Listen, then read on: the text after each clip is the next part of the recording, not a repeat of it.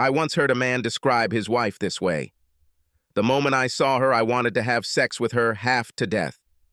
The moment she spoke, I realized that someone had gotten ahead of me. That was my Samantha, as stupid as she was beautiful. I met Sam when she was fired for hacking into my client's computer network by uploading a video of a cute cat. Unfortunately, it turned out that Kitty was actually an evil, malicious lioness in disguise. She looked like she needed a friend, so I offered to carry the box of her personal belongings while the head of security escorted her from the premises. Okay, I admit, I thought that I would have no problem getting into her panties if I became friends. I soon learned that she never wore them under short skirts. Fast forward 6 months. Her childlike simplicity and unquenchable thirst for sex captivated me, and I asked her to move in with me. 6 months later, we got married. The night before our wedding, I took her hands and said, "I will be your champion, slaying dragons and picking locks for your amusement. I swear my eternal love and devotion." All I asked and demanded from her was absolute fidelity.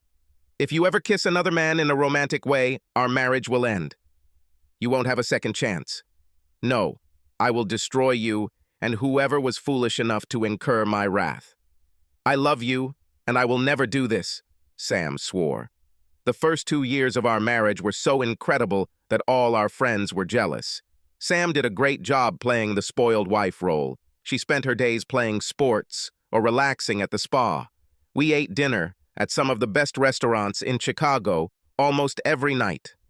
I draped her gorgeous body in designer clothes, suitably adorned with the finest jewels. I liked showing her off. But one day she announced that she was bored and wanted to find a job. Try as I might, I could not shake her resolve. I even offered to buy her her own business, a high-end boutique. Whatever she wanted. No, I want to do it myself. Much later, I learned that 2 divorced friends from the health club had sowed the seeds of discontent in my wife.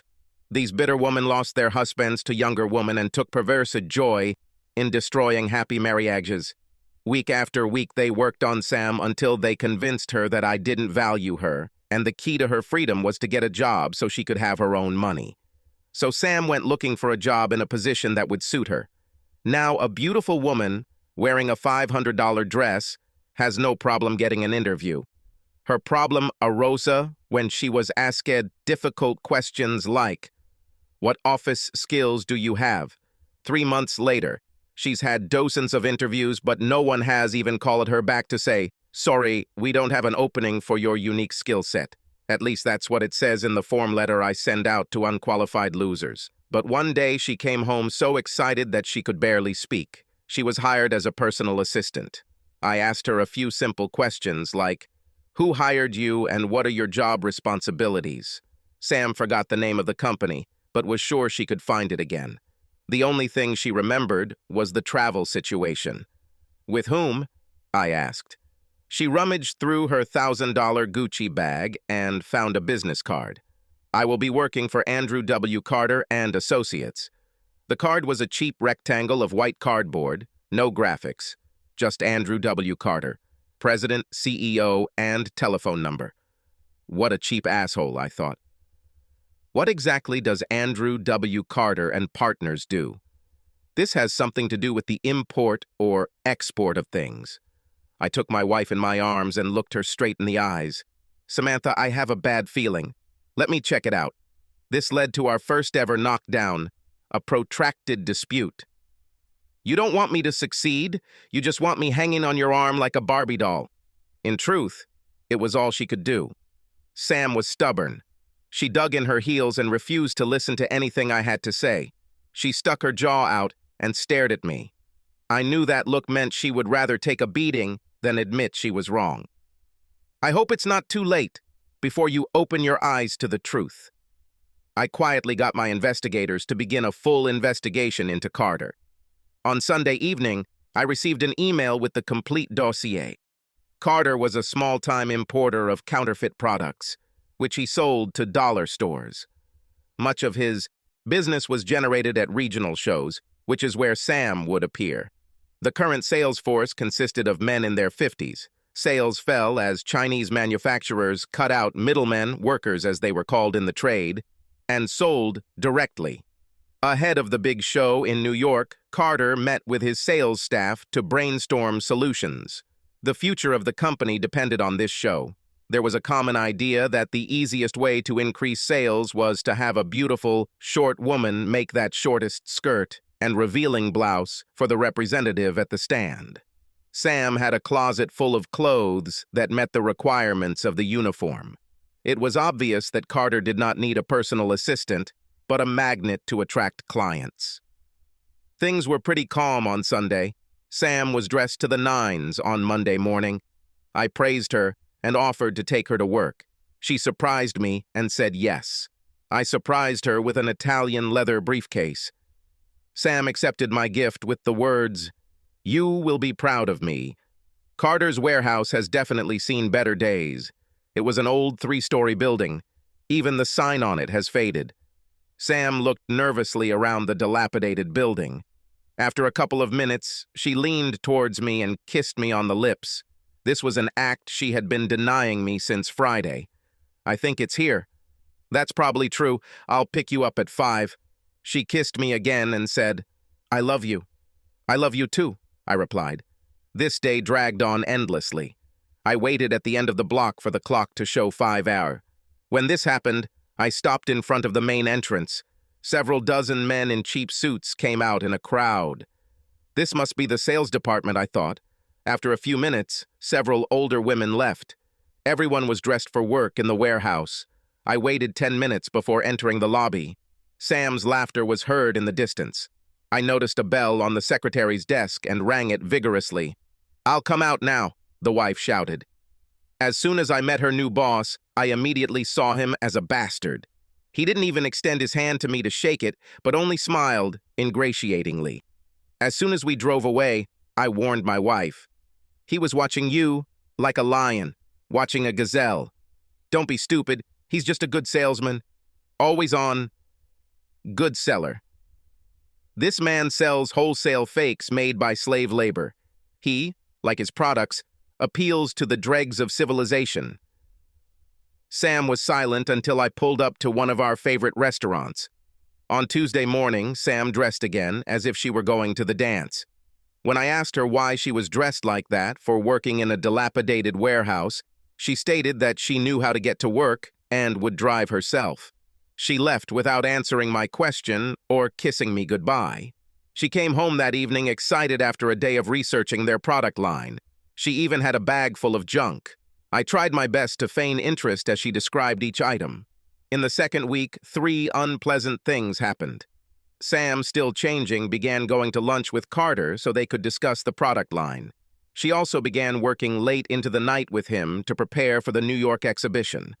The last straw was when she stopped answering my calls because they were too busy with work. It all started on Thursday when Sam arrived home a few minutes before 10. I gave her an ultimatum. "Quit your job or else." "Don't be such a drama king. It's just a training period. After the exhibition, everything will calm down." I begged her to quit and again offered to invest in her own business, a store in a mall, whatever she wanted.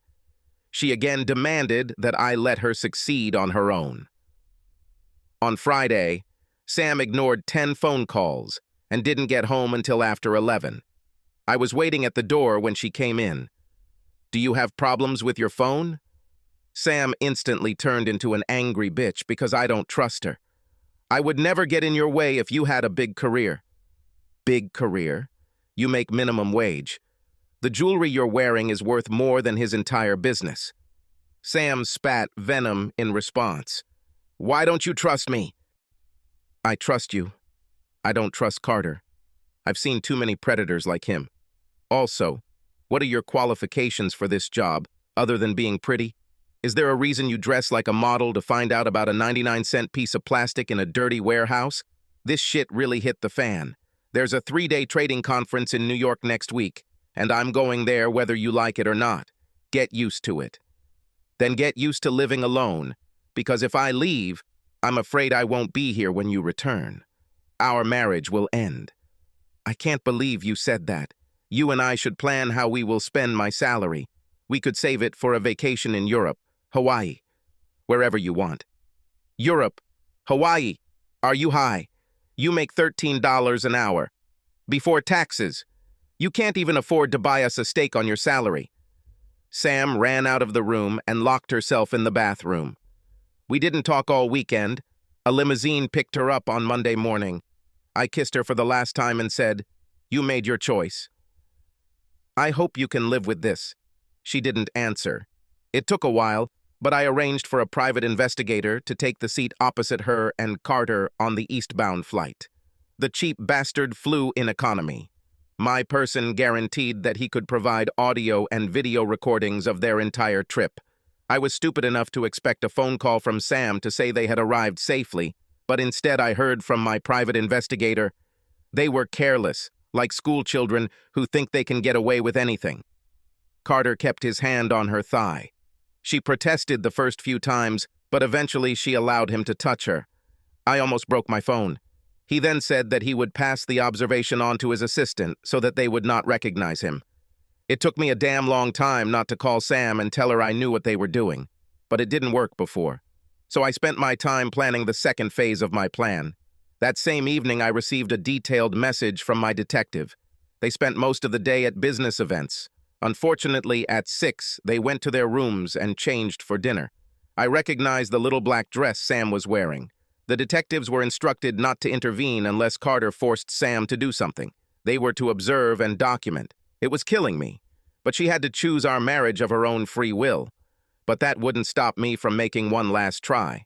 I watched the video of them walking into the restaurant hand in real time. I called my wife, but it went straight to voicemail.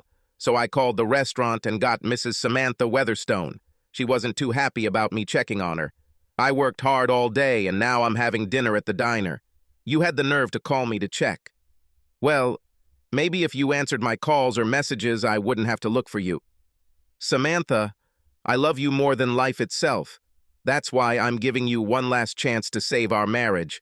I know you don't eat at the diner. This is the first time you've lied to me, and I'm willing to forgive you if you tell Carter you're quitting.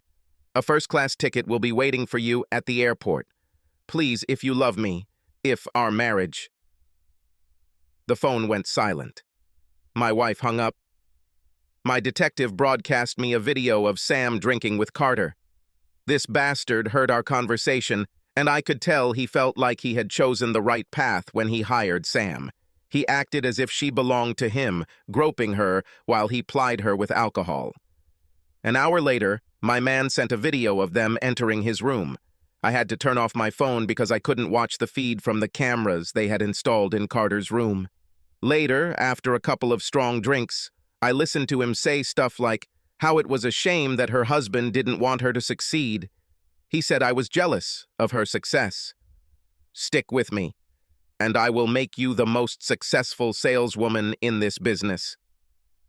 My idiot wife swallowed all his bullshit and ended our marriage.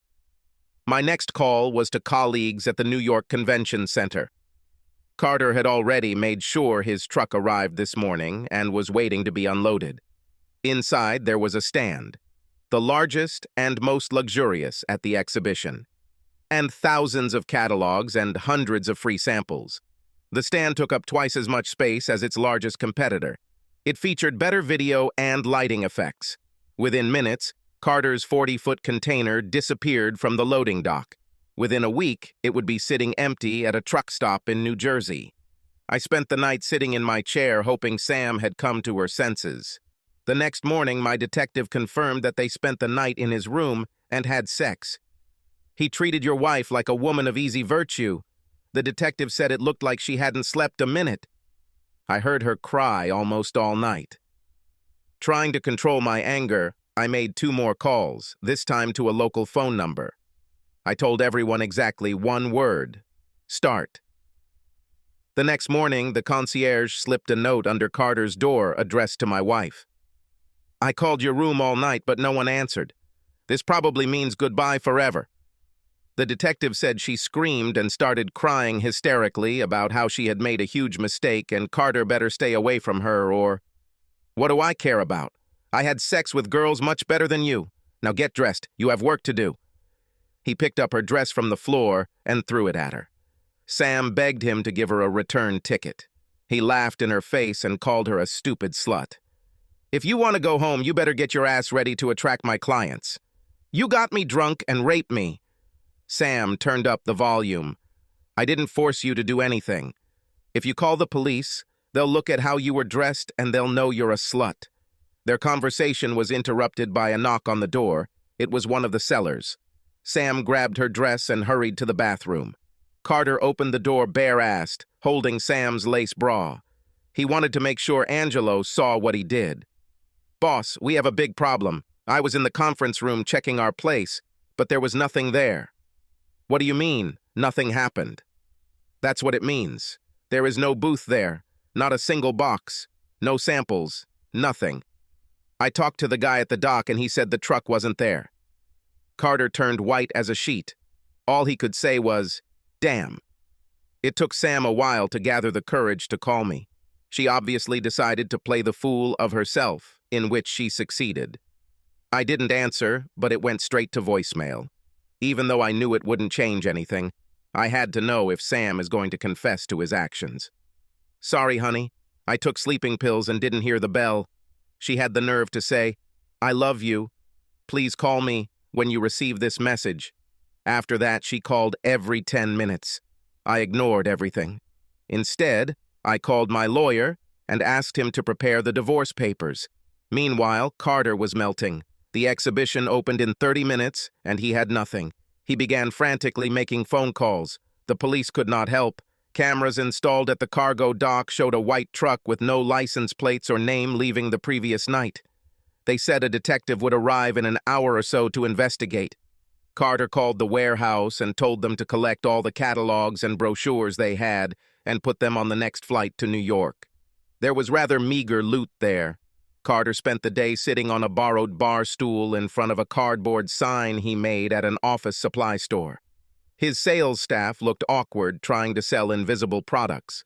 Sam looked terrible as she stood alone in the corner, silently crying. Andrew Carter and associates quickly became the butt of jokes among those present. His Chinese competitors, whose booth was just across the aisle, smiled politely and bowed to him every time they handed out one of their endless bags of samples. A pallet full of boxes finally showed up late on the second day of the show. Their contents, however, were outdated catalogs and last year's no longer hot products. My man said that several people had come in to talk to Carter, but no one wanted to book with a worker who, by all accounts, wouldn't be working for 3 months. Instead, his competitors sucked up all the orders. By the end of the second day, Carter was broken. In the end, he agreed to Sam's demand to let her go home. Carter rallied his trading staff and ordered them to continue the fight even as he made a hasty retreat. He told one of them to exchange the tickets and send them home as soon as possible. Sam was not very happy when she learned that the plane did not leave until 10 a.m. and spent the night locked in her room. She dutifully texted me her flight information. Flight 901 was arriving at O'Hare Airfield tomorrow at noon. Then she added, "I miss you." Even though they were sitting next to each other, no one spoke. Carter was too busy trying to figure out how to restructure his line of credit since he no longer had the accounts receivable to back it up. Sam looked straight ahead and prayed throughout the flight that she could save her marriage. One of the added benefits of working for a venture capitalist is that I knew people who could succeed without wasting time on paperwork. These are people who exist in the darkest of shadows, and many of them owe me big favors. The 2 phone calls I made earlier set everything in motion. I knew that she would arrive by plane at 9 a.m. local time. I waited until the plane was airborne and she went offline to cancel both of our cell phones. I then canceled all of our credit cards and transferred every last cent we had in the bank to a hidden account. By noon, the money will be lost. Some asshole in a black robe may say that she has the right to half, but she is a slut, and she had a chance to save her family and not do anything stupid, especially since I begged her to stop and waited until the last moment for prudence. There was a knock on my door, and a team of movers began packing all my personal belongings for storage. I took all the jewelry that didn't make it to New York. 20 minutes after the movers left, a bulldozer and small crane were unloaded in my driveway. No questions were asked. They just proceeded to turn my $500,000 home into a neat pile of rubble. When they finished, they too disappeared into the fog, like the mythical Brigadoon.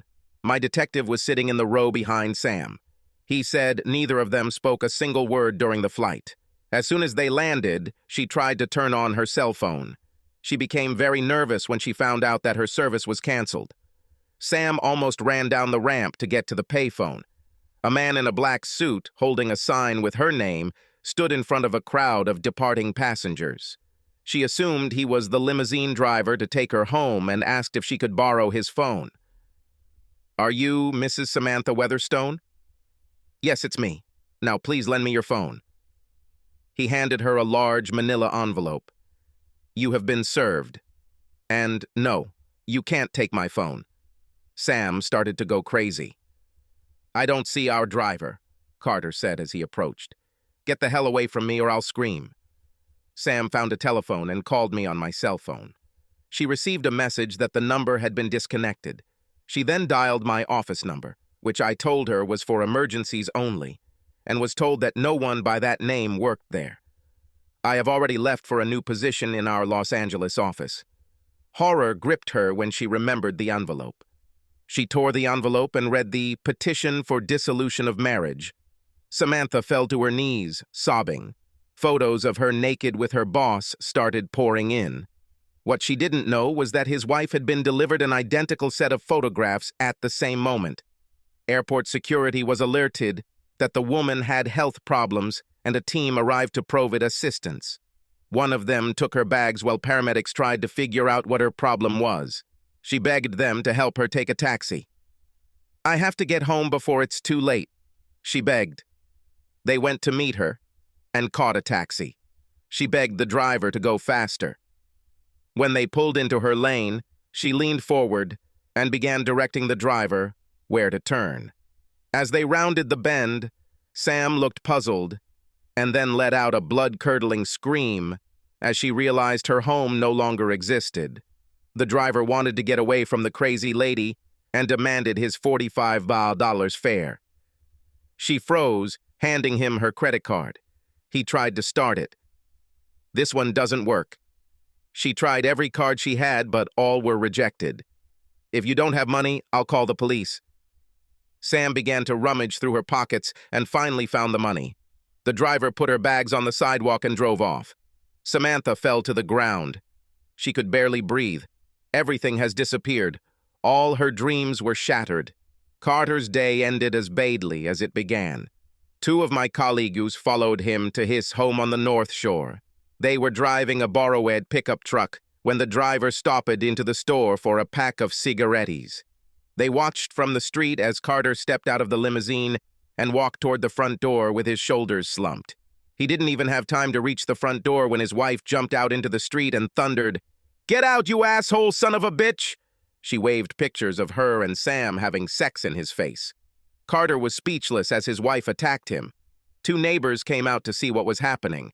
Carter's BMW was parked in the driveway, and he was able to climb inside while she banged on the windshield. "I'm going to divorce your cheating ass."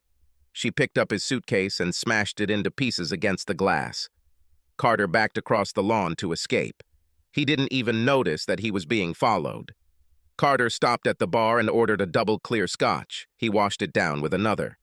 After drinking 3 strong drinks, Carter made it easier for himself by deciding to go to his warehouse. That same night, the office and warehouse of the firm of Andrew Carter and Partners burned to the ground. It was the top story on the news for 2 days. It was the most spectacular fire yet, involving fire trucks from 7 suburban departments. You might imagine the flames licking the sky, clearing the earth of the stench of Andrew Carter. It was still smoldering the next day when firefighters were able to enter to pour water on the blazing spots of the fire. The fire burned so hot from all the paper and plastic that it took investigators 2 more days to find Carter's charred remains. There was a large hole in the skull.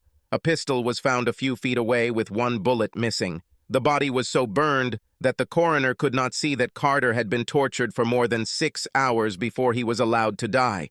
They were able to identify him only from his dental records. The coroner's inquest ruled his death a suicide. Their sequence of events suggested that he was depressed about the missing truck and the complete failure of the exhibition, and then his wife kicked him out for having an affair. He then got drunk, turned off the fire system, and set his warehouse on fire. As the flames approached his office, he put the barrel of a gun in his mouth and committed suicide. The insurance company also assigned a team of arson investigators to comb through what little remained of the massive building. Their forensic accounting colleagues confirmed that the fire was set to collect insurance. In the end, they denied it to his widow. Because one man couldn't keep his instrument in his pants, his wife and children lost their home, 20 people lost their jobs, and I lost the only woman I've ever loved. As for the 2 witches who caused all this sadness, I did everything to make sure that they would never cause anyone any trouble again.